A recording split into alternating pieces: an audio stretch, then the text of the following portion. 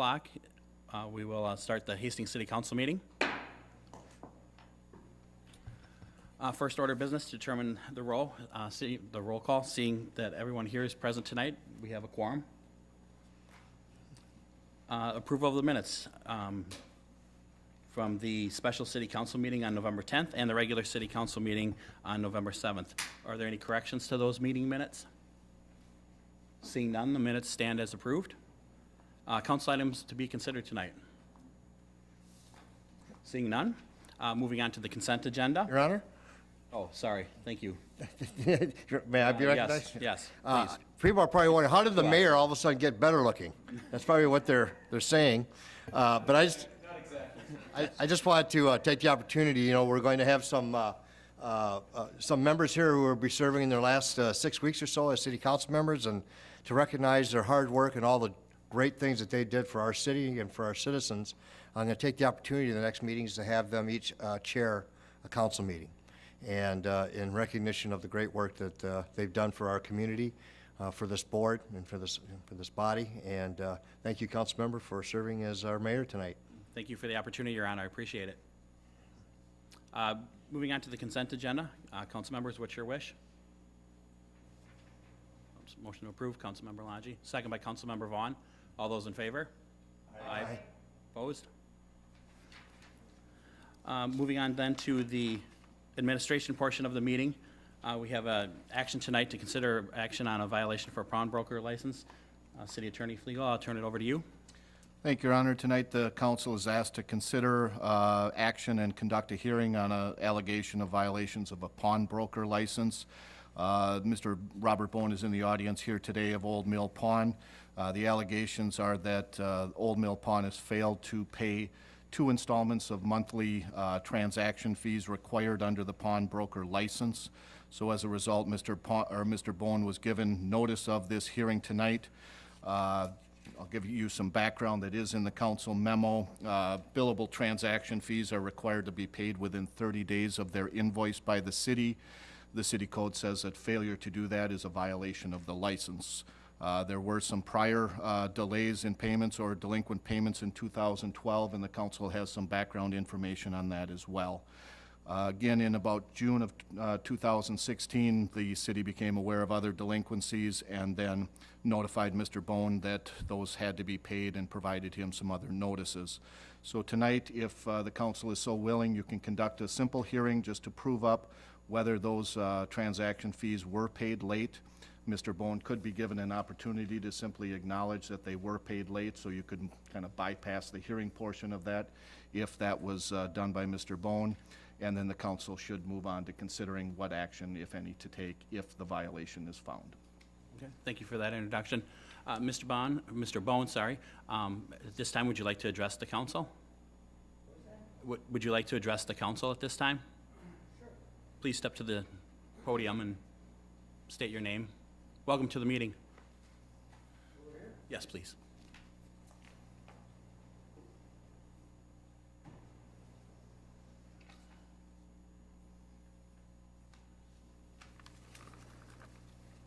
Okay, we were late. We had a break-in. Somebody blew the windows out in the store. Your Honor, if I could maybe interrupt, I think the first item of business is you have the right to have a hearing on these delinquencies. And if you want to waive that right for a more formal hearing here today, you can just acknowledge to the council that they were paid late, but we need to get that item of business out of the way before we kind of move on to the next one of discussion about what should happen. So basically, the allegations are that the payments for July of 2016 and August of 2016 were not paid on time, and they were not paid until effectively earlier today, I think is when the time. So if you want to acknowledge that, we can kind of skip the hearing process and just move on to discussion. Yeah, that's true. Okay, so then I would encourage the council to hear from the licensee at that point in time. Okay, thank you, Dan. Go ahead, Mr. Bone, you can proceed. Okay, then. we were late. We made payments in the 8th month on the. Bear with me a minute.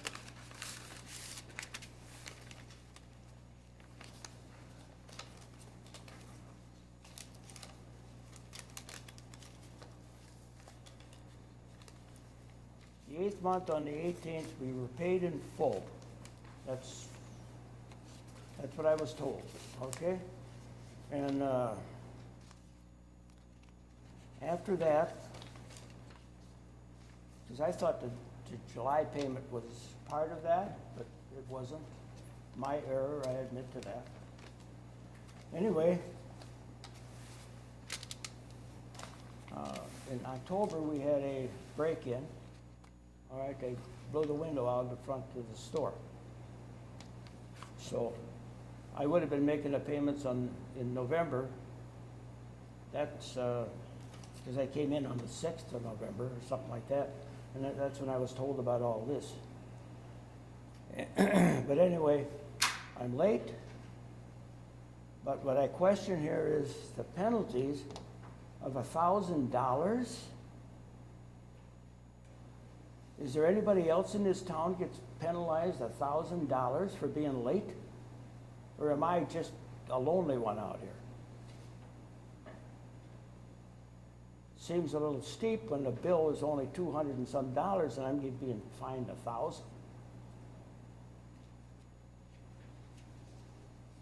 Now, I'm late, I'll pay the fines, but let's be reasonable.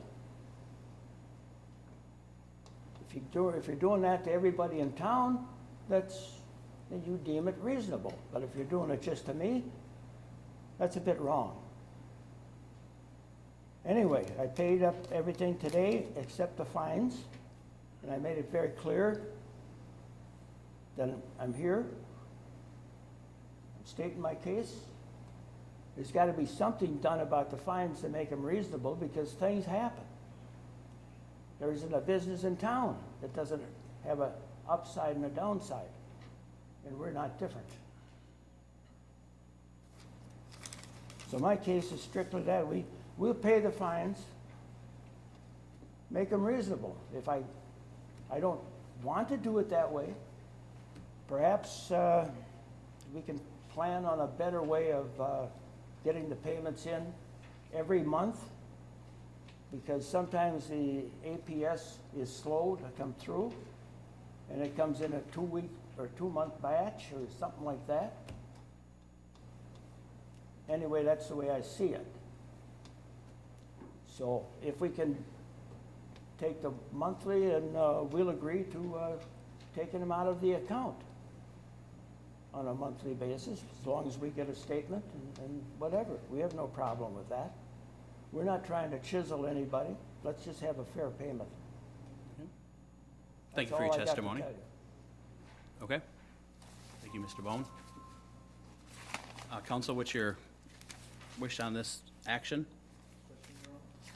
Councilmember Alonji? Thank you, Your Honor. So my question is first for Dan, and I want to make sure that I have the timeline correct here. First, folks do pay on a monthly schedule, right? It's not quarterly, it's not semi-annually. Do I have it correct? Or Melanie, if you have the answer, feel free to jump right on in, whoever. I do believe the fees are paid on a monthly basis. Monthly basis. Yeah, for monthly Okay. basis, correct. So if I have it correct, we had, well, he's not here anymore. Okay, that's fine. We can do the rest without him. So he paid in June, in all the months up to June. Then in July, we had a hiccup. In August, we had, okay, an oopsie, hey, there was a notification of some kind, and I gather that things still stayed in arrears until October or November when he planned to pay, but then in October, he had a break-in. I was trying to get a sense of the timeline here, because, I mean, it feels to me, I'll give you the reasoning behind my question, it feels like there was a few months there where he was late for some time. And then there was a break-in, and that's the primary reason he's giving in terms of why the payment is late. I'm trying to understand that timeline, if I have it right, if I have it wrong. And again, he's not here, but maybe you guys can fill in whatever blanks you can. Thank you, Councilmember. I think I'll refer to one of the items in the packet. Oh, did I miss It's one? I didn't see a history from this last one. I saw the history from 2012. Did I miss the? It's a little difficult to decipher, but I think the July payment was invoiced on September 7, 2016, with a due date 30 days after that of October 7th. And then the August payment was invoiced on October 5th and would have been due on November 4th. And staff can correct me if I'm wrong there, but I think that's the history there. And it's my understanding the payments were both made effectively tonight. That was gonna be my next question, which is he's fully paid up tonight, all through October or November, whatever month we'd normally be billing now. That's Correct. correct, except he did not pay any penalties that were invoiced to him. Correct. Okay, and what is the amount of the penalties invoiced, if any? From ordinance, it is, for any payment past due 30 days results in a $250 penalty, and any amount that goes past 30 days is then hit with a $500 penalty. So it ratchets up if you are more than 30 days late. So he, according to policy and ordinance that is fully in place, and he was fully advised of, he owes $500? He owes actually $1,000 because there were two payments, one of which has this $250 plus the $500, the other one just has the $250. So Got it. totaling $1,000. So it's a significant amount. Got it. All right, that's all the questions I have right now, Your Honor. Thank you. Thank you. Councilmember Plastanik? Thank you, Your Honor. Two things to our council. First of all, for the sake of clarity, I'd like an explanation of billable transaction fees in terms of how they're calculated and again, what they are by definition. Secondly, I'm reading the code here. Is this a mandatory $250 and $500, or is this something that we have, as a council, some latitude on? Sure, council member, for the transaction fees, I believe they're just based on a percentage of his sales or pawns in any given cycle. That is, I believe, consistent across the state of Minnesota. I don't think we deviate from that. As to the second question, the ordinance reads that there will be those penalties, which I would suggest is a requirement, but it does allow for notice and hearing, so I think if the council was inclined to deviate from that, it could deviate based on hearing and reasons and so forth. So there's not a whole lot of discretion in the ordinance, but because it allows for a hearing and opportunity to be heard, that suggests that the council could deviate if you were so inclined. Okay, thank you.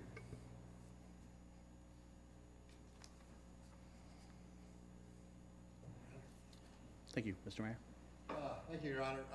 You know, a couple of points, he said, well, am I the only one that can get fined heavily? No, he's not the only one. He's the only one pawnbroker that can be, because we only have one pawnbroker license in the city. But our liquor store owners, they know very well what their requirements are, and certainly in the past, they've been heavily fined if they were found in egregious error or had suspension of license. And we've done that a few times. Another thing that we could do for penalties is suspend a license and have him not have a business for a certain number of days. I think in light of the fact that we had testimony tonight that he had this break-in, and I find it very hard to see why the payment couldn't be made because of that, but everybody has a different situation. I might want to remind the council that these rules have been in place since 2012. It's been 4 years, almost 5 years now. So I think the applicant, as the only pawnbroker licensee in the city, certainly should know the rules and the requirements that's been on the books for over 4 years. I would suggest, council, that what we do is have him an opportunity to pay the fines and give him until November 30th to pay the fines up to $1,000. If they're not paid by November 30th, that the staff then brings this back at a future date for possible suspension of license. And Your Honor, I'll make that as a motion. Thank you, Your Honor. That's a motion then. I'll seek a second to that motion. Second by Councilmember Brox. Any further discussion? Councilmember Vaughn? Thank you, Your Honor. My question to staff is, how does he get the notice that, do we actually deliver it saying, hey, you're behind, or are we just mailing a letter to the business owner? What if the business owner doesn't actually work there, they own it? And are we mailing a letter off to wherever they're at? Or do we actually go to the business, if it's a certified letter from one of our police officer or community service officers saying, hey, you're behind, are we reaching out that way, or is it only via mail?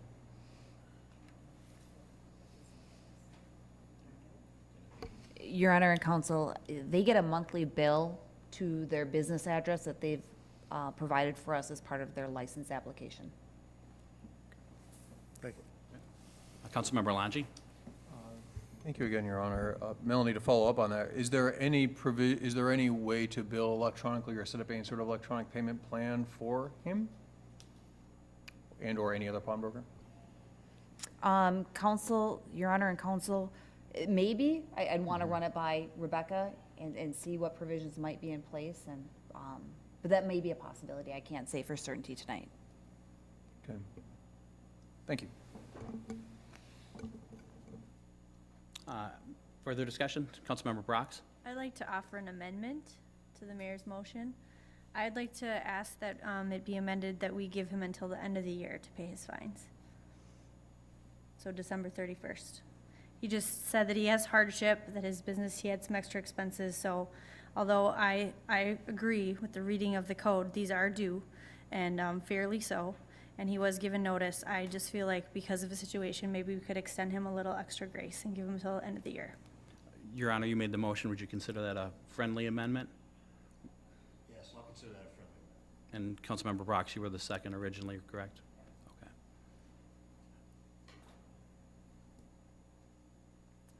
Seeing we have a motion with the Brox amendment, friendly amendment to that motion. Boy, we're going deep here tonight, folks. Tested my 8 years of being on here. I know, I appreciate that. I appreciate that. With that motion and with that friendly amendment, all those in favor say aye. Aye. Aye. Opposed, say nay. Motion prevails. Do I bang the gavel on that? We gotta use the gavel, right? Comments from the audience. Does anyone in the audience have any comments tonight? Seeing none. Reports from council committees. Anything to offer? I have some. Councilmember Langi. Your Honor, not quite a report yet, but an announcement of couple of upcoming meetings. First, the Planning Committee of Council is going to meet on Wednesday, November 30th at 7:30 a.m. We'll be revisiting the matter of the property, I believe it's 312 Ramsey Street, which we've discussed previously here in council chambers and referred to Planning Committee. Sure. The rezoning of 313 Ramsey Street. Excuse me. Yep, will be on It's off by one. Wednesday, November 30th at 7:30 here at City Hall. If you're standing next to one, you can see the other, so and it'll Correct, work out correct. okay. And that's chaired by Councilmember Langi and Yeah, I chair Brox that and Vaughn. along with Brox and Vaughn. And then I wanted to let folks know of the HEDRA meeting, Hastings Economic Development and Redevelopment Authority, taking place on Thursday, December 8th at 6:30 p.m. We will hope to see some wonderful progress continue to be made on that property, which I know staff are eager to see and council are eager to see, and I know the authority's eager to see as well. But I wanted to make sure those two got in front of this fine, august body. Sure. Thank you, Councilmember Langi. I do have a few other announcements for tonight, too. There will be a joint powers meeting that I chair along with Councilmember Balsanic and Brox on Tuesday, November 29th at 7:30 a.m. at the Tilden Learning Center. I look forward to seeing you bright and early on that Tuesday. The LMC MAMA/Metro Cities Policy Adoption Meeting will be held on Wednesday, November 30th at the Embassy Suites in Brooklyn Center. Councilmember Brox and Schultz are planning to attend. Thank you for that. City offices, just a reminder, city offices will be closed on Thursday and Friday of this week for the Thanksgiving holiday.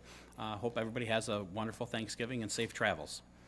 The next regular city council meeting will be on Monday, December 5th at 7 p.m. in council chambers. Seeing that is all the announcements. Councilmember Balsanic, you have one more?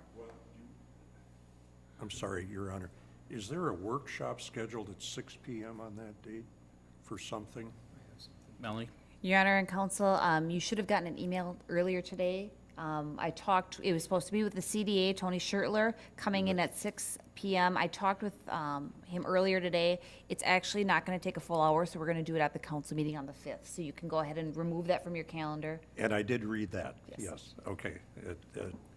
I must be showing my age. Good reminder, though, thank you. And Must cross be it off showing- in your book, council member. Okay, Perfect. thank you.